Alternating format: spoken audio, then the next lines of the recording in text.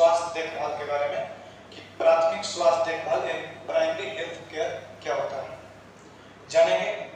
Primary health care जो चीज है एक प्रकार के भारत सरकार के द्वारा साथ ही साथ WHO के द्वारा चलाए जाने वाला योजना है, जिसमें लोगों को प्राथमिक स्तर पर प्राइमरी लेवल पर स्वास्थ्य सुविधाएं मुहैया कराई जाती है।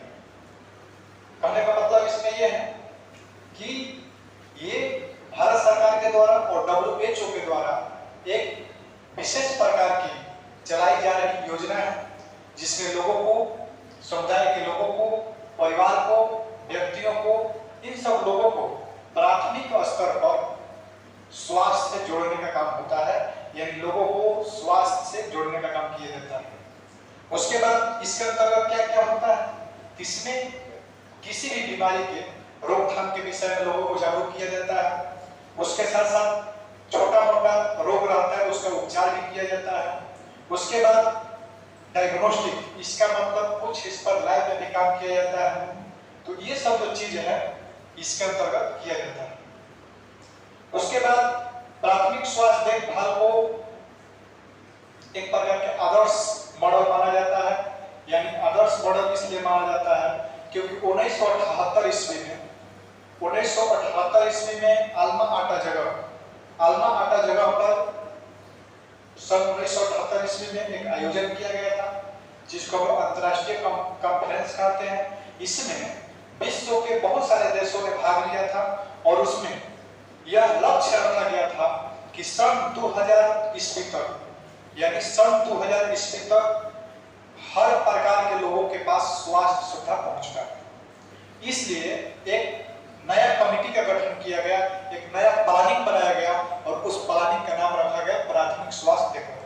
हम लोग जानते हैं कि आज से 5 वर्ष, 10 वर्ष या 20 वर्ष पहले की बात करें तो क्या होता था, शहरी इलाकों तक लोगों की सुविधा मिल पाती थी, लेकिन बहुत सारे सरकार की चलाई जा रही योजना जो होती थी वो ग्रामीण स्तर तक नहीं पहुंच पाती थी। लेकिन ये लक्ष्य रखा गया जब 1978 ईस्वी में कॉन्फ्रेंस किया गया, अंतर्राष्ट्रीय कॉन्फ्रेंस, तो उस दौरान ये लक्ष्य रखा गया था कि सभी देशों में स्वास्थ्य 2000 ईस्वी तक लोगों के, यानी ग्रामीण स्तर तक, यानी निचले लेवल तक भी लोगों के पास स्वास्थ्य सुविधा पहुंचे और अधिक से अधिक लोगों को स्वास्थ्य के प्रति जागरूक किया जा सके। ये 1978 ईस्वी में हुआ था।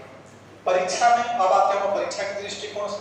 परीक्षा में आपको हमेशा पूछता है प्राथमिक स्वास्थ्य देखभाल के परिभाषा लिखिए, यानी प्राथमिक स्वास्थ्य देखभाल क्या होता है। यदि परीक्षा में आपको आता है तो आप परीक्षा में लिख सकते हैं अपना परिभाषा कि प्राथमिक स्वास्थ्य देखभाल जो होता है एक आवश्यक स्वास्थ्य देखभाल है जिसमें लोगों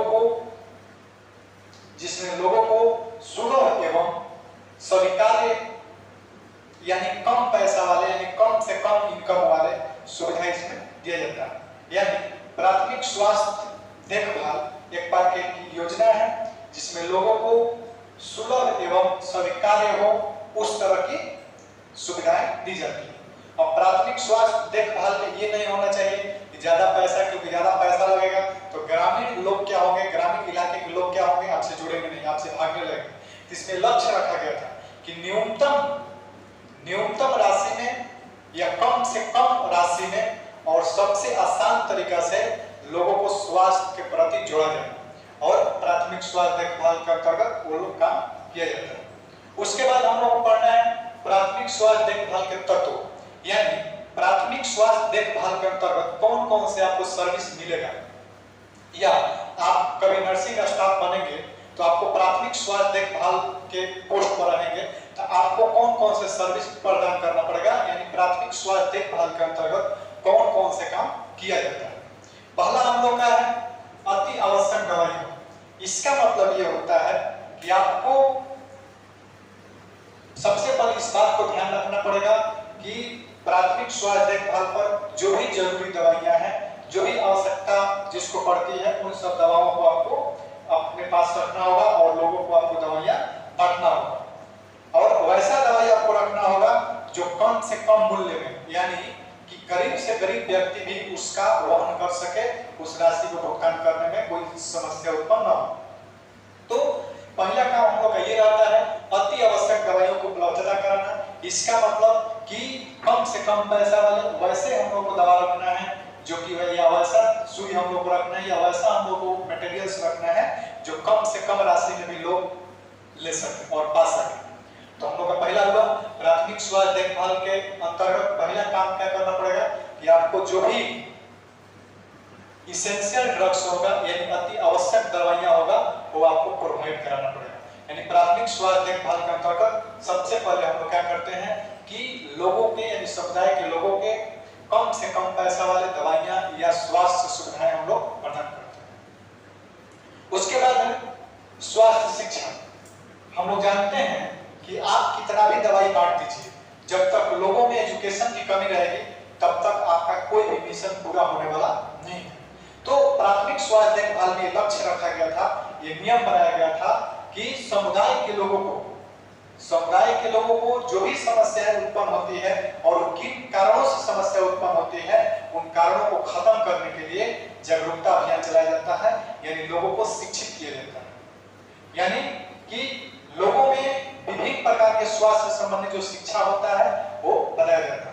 तो इस बात को ध्यान दिया गया कि लोगों को स्वास्थ्य के प्रति अधिक से अधिक लोगों को शिक्षित किया जा सके, यानी एजुकेटेड किया जा सके। इससे क्या होगा, बीमारी कम फैलेगी या बीमारी कम हो जाएगी। उसके बाद दूसरा होता है खाद्य आपूर्ति एवं उपयुक्त पोषण को प्रोत्साहन देना। इसका मतलब क्या होता है, इसका हम लोग जानते हैं इसके अंतर्गत ज्यादातर कौन लोग फायदा उठाते हैं, यानी समुदाय खाद्य आपूर्ति का मतलब क्या होता है, यानी आपके पोषण आहार। इसके अंतर्गत जैसे गर्भवती महिला हो गई, उसके बाद शिशु हो गया या दूध पिलाने वाली माँ हो गई या ओल्ड सिटीजन हो गए यानी वृद्ध जन हो गए। तो इन लोगों के पोषण लेवल को बढ़ाने का इसमें डायरेक्शन दिया गया था कि इन लोगों को यानी बच्चा को, माँ को और दूध पिलाने वाली माँ को या गर्भवती माँ को या बूढ़े लोगों को पोषण स्तर बढ़ाने का निर्देश दिया गया। और इसमें ये भी किया जाता है कि इन लोगों के पोषण स्तर को बढ़ाने में हम लोग मदद करते हैं। इसमें क्या होता है, हम लोग जानते हैं कि हम लोग के देश में चाहे कहीं पर भी अधिकतम रोग हम लोग के अभाव जनित रोग होता है, यानी शरीर में पोषक तत्वों की कमी होने के कारण होता है। तो पोषक तत्वों की कमी के कारण कोई रोग न हो, इसके लिए सरकार ने योजना बनाया भी है, जो कि आज के डेट में हम लोग क्या होता है मिलता है। जैसे गर्भवती महिलाओं को आयरन की कमी के कारण एनीमिया रोग हो जाता था। बच्चे लोगों में जो 6 महीना से बच्चे कम होते हैं उन लोगों में पोषक तत्व कमी हो जाती थी। तो इन सब चीजों को से बचने के लिए सरकार ने मुफ्त में राशन और दवाइयां बांटना शुरू किया ताकि लोगों के शरीर में पोषक तत्वों की कमी न हो पाए। तो इस बात पर हम ध्यान दिया गया। उसके बाद सुरक्षित जल की आपूर्ति। हम लोग जानते हैं कि हम लोग का मैक्सिमम बीमारियां जो होती है प्रदूषित जल की वजह से भी फैलती है। तो प्रदूषित जल से हम लोग को फैलती है, तो इसके लिए सरकार ने इस बात पर भी ध्यान दिया कि अधिक से अधिक लोगों को क्या करना है कि जल के प्रति लोगों को जागरूक करना है और शुद्ध जल पीने के प्रति और ज्यादा जागरूक करना है। ताकि हम लोग जानते हैं कि बहुत सारा ऐसा बीमारी है जो जल की वजह से फैलती है, और जल जो होता है हम लोग को दैनिक जीवन में सबसे ज्यादा यूज करने वाला तत्व होता है, इसलिए जल से हम लोग को ज्यादा बीमारियां फैल सकती हैं। इसलिए सरकार ने क्या किया कि हॉस्पिटल में, स्कूल में अब तो घर घर नल जल योजना चल रहा है, तो हर जगह पर शुद्ध जल की व्यवस्था करना प्राथमिक स्वास्थ्य देखभाल के अंतर्गत ही काम आता है। यानी प्राथमिक स्वास्थ्य देखभाल के अंतर्गत आता है कि आपके समुदाय में, आपके समाज में, आपके गांव में सुरक्षित जल की आपूर्ति कराना। यानी प्राथमिक स्वास्थ्य देखभाल क्या करता है, आपको सुरक्षित जल और स्वच्छ जल आपूर्ति कराने में योगदान करता है। साथ ही साथ जल के साथ साथ वायु भी प्रदूषित होता है, तो वायु को प्रदूषण न हो पाए, जल प्रदूषित न हो पाए, इसके लिए लोगों को कैसे जागरूक किया जाएगा, इसके प्रति पीएससी काम करता है, प्राथमिक स्वास्थ्य देखभाल काम करता है। ये हम लोग जानते हैं जल में कोई भी आदमी कैसा भी कूड़ा कचरा फेंक देता है, तो सरकार ने योजना बनाया डस्टबिन का, यानी कूड़ा कचरा को ऐसा जगह पर रखना चाहिए जो पानी की या हवा के संपर्क से न मिले, क्योंकि हवा और पानी के संपर्क में जब आएगा तो हवा और पानी को प्रदूषित कर देगा। इसलिए इस पर जोर दिया गया कि लोगों को प्रदूषण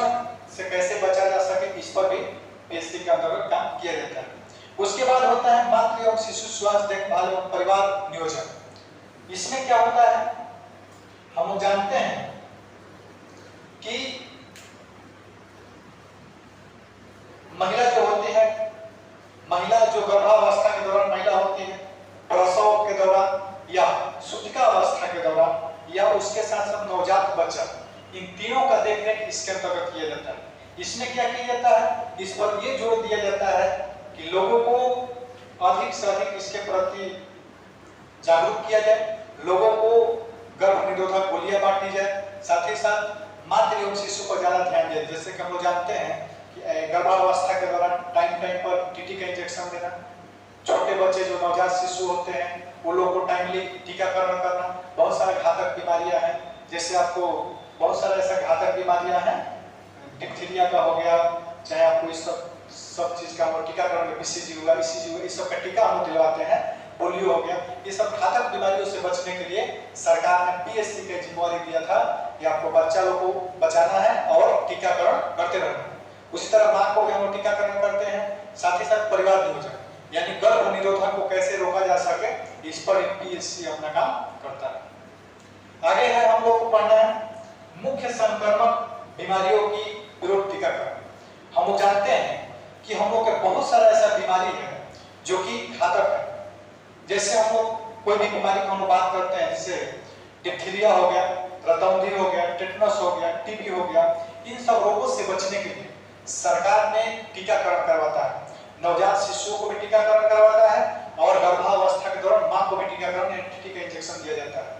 वो इसलिए दिया जाता है ताकि भविष्य में उस बच्चा को या आने वाले बच्चा को इस तरह के घातक बीमारियों से सामना न करना पड़े। तो पीएससी के अंतर्गत ये भी काम होता है कि लोगों को घातक बीमारियों से बचने के लिए टीकाकरण करवाना। उसके बाद होता है स्थानिक बीमारियों की रोकथाम करना।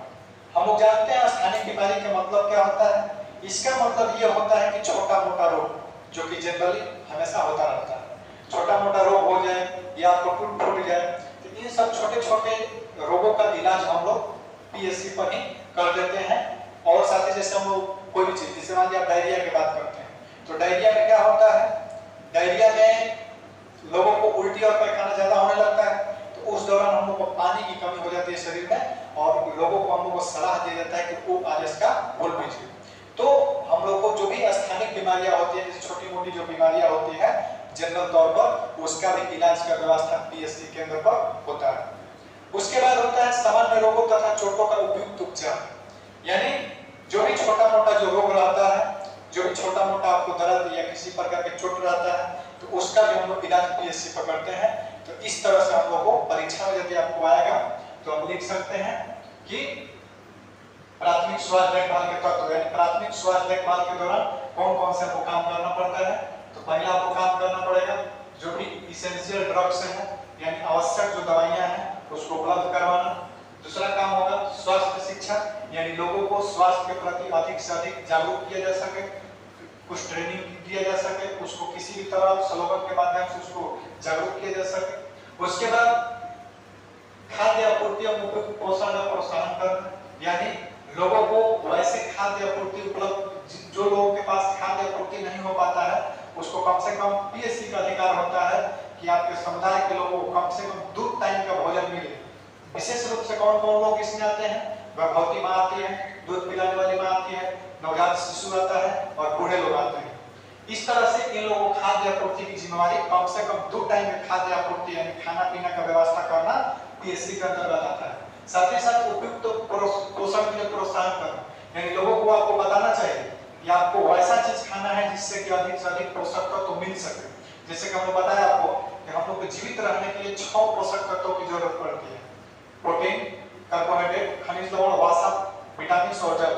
ये सब जो चीज है खाद्य, इस सब चीज के प्रति लोगों को जागरूक करना चाहिए और प्रोत्साहित करना चाहिए कि वैसा ही भोजन करिए जो संतुलित हो और पर्याप्त मात्रा का आपको पोषक तत्व मिल सके। उसके बाद सुरक्षित जल की आपूर्ति, यानी पीएससी का ही काम होता है आपके क्षेत्रों में सुरक्षित जल का आपूर्ति करवाना, क्योंकि बहुत सारी ऐसा बीमारियां हैं जो कि जल की वजह से फैलती है। तो जल से फैलने वाली बीमारियों को रोकने के लिए सुरक्षित जल के लिए आपको आपूर्ति कराना पड़ेगा। साथ ही साथ जो भी आधारभूत स्वच्छता होगा, स्वच्छता का मतलब होता है कि आसपास वैसे जिससे प्रदूषण फैलता है उन सब प्रदूषणों को रोकने के लिए आपको कुछ ना कुछ लोगों को जागरूक करना होगा। उसके बाद होता है मातृ एवं शिशु स्वास्थ्य देखभाल एवं परिवार नियोजन। इसका मतलब मातृ यानी गर्भवती माँ और दूध पिलाने वाली माँ को इस पर विशेष ध्यान दिया जाता है। साथ ही साथ शिशु यानी 6 महीने से कम के बच्चे, 1 साल तक के बच्चा जो होता है उस पर विशेष ध्यान दिया जाता है। परिवार नियोजन यानी जनसंख्या वृद्धि में रोक लगाने के लिए हम लोगों को इसके भी प्रति लोगों को जागरूक किया जाता है। उसके बाद आता मुख्य संक्रमण बीमारियों की विरोध टीकाकरण पर। हम लोग जानते हैं बहुत सारा ऐसा बीमारी है जैसे बीसीजी का टीका लेते हैं, पोलियो का टीका लेते हैं, टेटनस का टीका लेते हैं। इस सब रोगों से बचने के लिए हम लोग टीकाकरण करते हैं और ये पीएससी का ही काम होता है। उसके बाद स्थानीय बीमारियों की रोकथाम एवं नियंत्रण करना, यानी जो आपके जनरल जो रोग होता है, छोटा मोटा जो रोग होता है ग्रामीण स्तर पर और या चोट लगता है, इन सब छोटे मोटे चोटों को या रोग ठीक करने के लिए आपको काम करना पड़ेगा। सामान्य रोगों तथा चोटों का उपयुक्त उपचार करना, जनरल जो रोग होता है, छोटा मोटा जो रोग होता है स्थानीय लेवल पर, उसको आपको इलाज करने का अधिकार होता है। तो इस तरह से आप लोगों को टोटल प्राथमिक स्वास्थ्य देखभाल के अंतर्गत इतना काम किया जाता है। यदि परीक्षा में आएगा प्राथमिक स्वास्थ्य देखभाल की परिभाषा तो आप लिख सकते हैं कि प्राथमिक स्वास्थ्य देखभाल एक आवश्यक स्वास्थ्य देखभाल है। इसमें क्या होता है कि सभी लोगों के लिए ऐसा सेवा हम लोग प्रदान करते हैं जो आसानी से प्राप्त कर सकें। उसके बाद यदि आपको प्राथमिक स्वास्थ्य देखभाल के तत्व आता है तो आप लिख सकते हैं प्राथमिक स्वास्थ्य देखभाल में टोटल 8 तत्व होता है, यानी टोटल 8 लॉ को काम करने को मिलेगा। फिर हम लोग अगले वीडियो अगले टॉपिक के साथ मिलेंगे, तब तक के लिए।